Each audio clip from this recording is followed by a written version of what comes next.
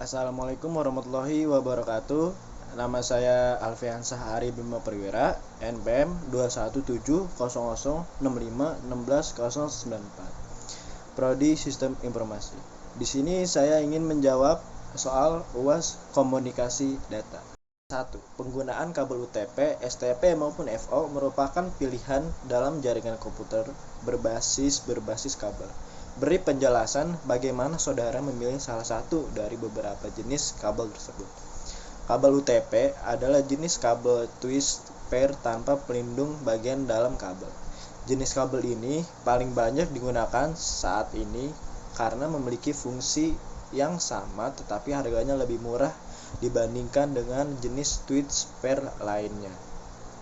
Kabel STP adalah jenis kabel twist pair yang memiliki lapisan aluminium foil sebagai pelindung pada bagian dalam kabel yang berfungsi untuk menghalau gangguan elektromagnetik yang mempengaruhi internet.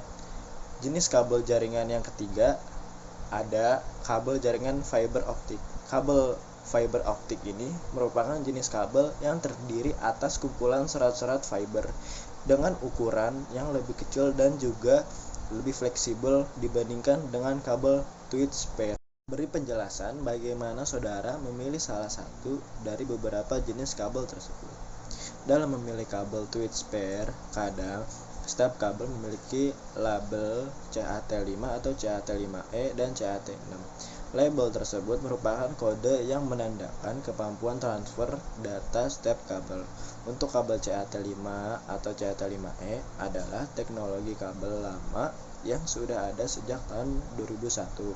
Kabel versi 2 mampu mentransmisikan data 100 Mbit atau second dengan speed maksimal 250 MHz. Kabel versi CAT6 adalah versi canggihnya, yaitu bisa mentransmisikan data hingga 10 Gbit atau second dengan panjang kabel maksimal bisa mencapai 100 meter. Nomor 2, beri penjelasan tentang apa manfaat subnetting dan beri contoh perhitungan subnetting untuk kelas B. Subnetting adalah teknik yang digunakan untuk memecahkan jaringan menjadi beberapa subjaringan yang lebih kecil. Teknik subnetting biasanya digunakan untuk memudahkan pengelola jaringan seperti sistem dan network administrator dalam bekerja. Manfaat dan fungsi subnetting. Yang pertama, mengefisienkan alamat IP. Penghematan alamat IP dilakukan dengan mengalokasikan IP address yang terbatas agar lebih efisien. Jika internet terbatas oleh alamat-alamat di kelas A, B, dan C, tiap network akan memiliki 254, 65.000 atau 16 juta IP address untuk host device-nya. Yang kedua, mengurangi traffic jaringan. Subnetting memastikan bahwa traffic yang ditujukan untuk perangkat dalam subnet tetap berada di subnet itu agar dapat mengurangi keleletan. Penempatan subnet yang strategis dapat membantu mengurangi beban jaringan dan lalu lintas rute yang lebih efisien. Yang ketiga, meningkatkan keamanan jaringan. Seperti yang telah disebutkan sebelumnya, meningkatkan keamanan jaringan juga dapat dilakukan dengan melakukan teknik subnetting. Memisahkan jaringan menjadi subnet dapat mengontrol aliran lalu lintas menggunakan ACL, COS, atau peta rute. Yang keempat, mengoptimalkan kinerja dan kecepatan jaringan. Teknik subnetting dapat mengoptimalisasi untuk kinerja jaringan.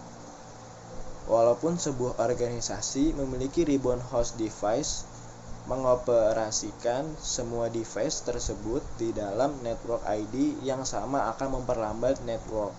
Perhitungan subnetting kelas B, analisa jumlah subnet 2x, jumlah host per subnet 2y-2, blok subnet 256-192.64, alamat host dan broadcast yang valid. Penjelasan tentang pengertian DHCP dan jelaskan mekanisme pemberian IP ke klien oleh server DHCP. Dynamic Host Configuration Protocol atau disingkat DHCP adalah protokol berbasis server yang digunakan untuk memudahkan penyebaran IP address ke sebuah jaringan secara otomatis.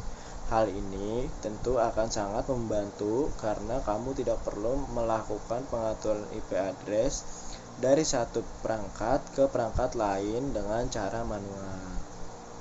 Bagaimana mekanisme pemberian IP ke klien oleh server DHCP? Ketika user menyalakan komputer, lalu mengkoneksikannya dengan server yang menggunakan layanan DHCP, maka komputer itu akan otomatis meminta DHCP IP address dari IP server. Server akan langsung memberikan jawaban atas permintaan user tersebut dan memberikan satu alamat IP. Nah, inilah kerja dari DHCP server. Anda bisa menyimak bagian cara kerja DHCP server yang terjadi di dalam proses layanan DHCP antara client atau user dengan server, seperti ada yang di bawah ini.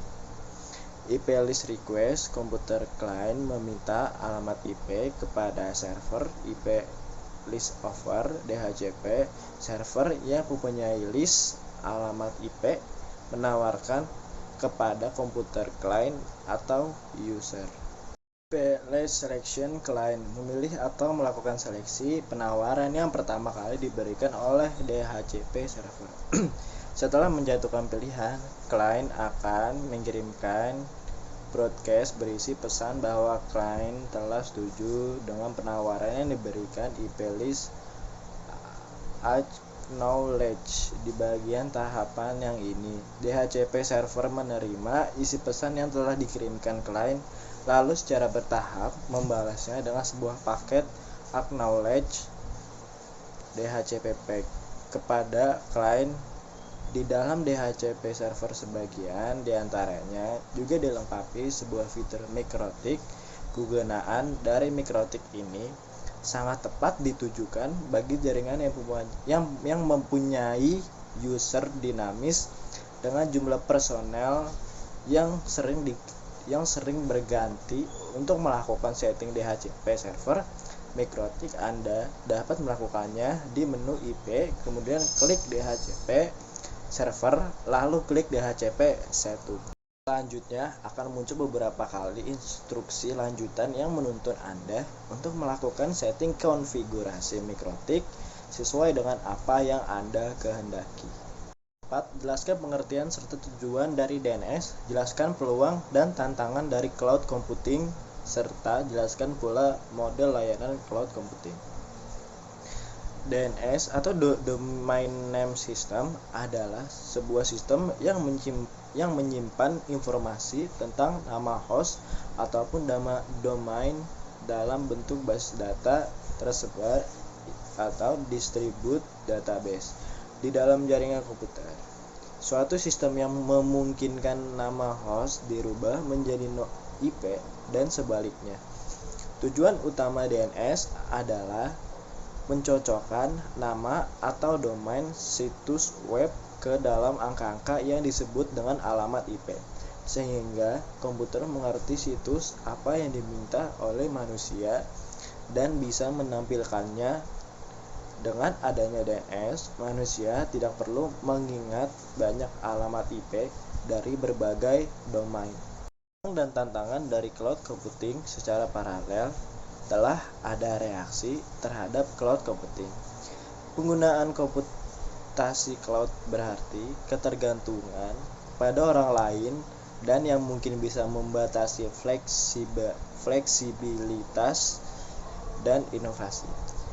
Yang lain yang kemungkinan menjadi perusahaan internet besar seperti Google dan IBM yang mungkin memonopoli pasar. Beberapa berpendapat bahwa penggunaan superkomputer adalah kembali kepada waktu komputasi mainframe, bahwa PC bereaksi menentang keamanan bisa membuktikan menjadi masalah besar.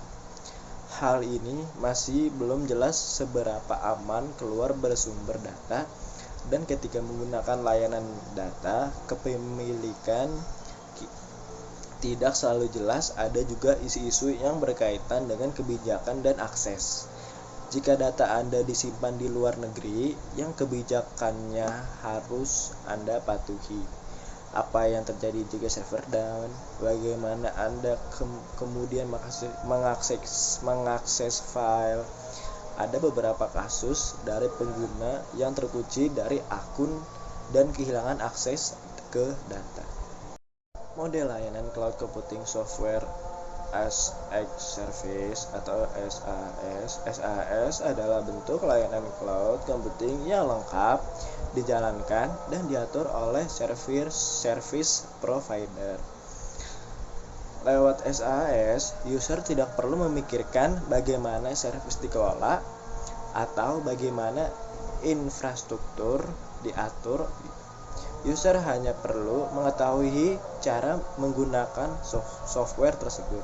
Contoh SAS, Google Apps, Docs, Spreadsheet dan lain-lain, Office 365 dan Adobe Creative Cloud.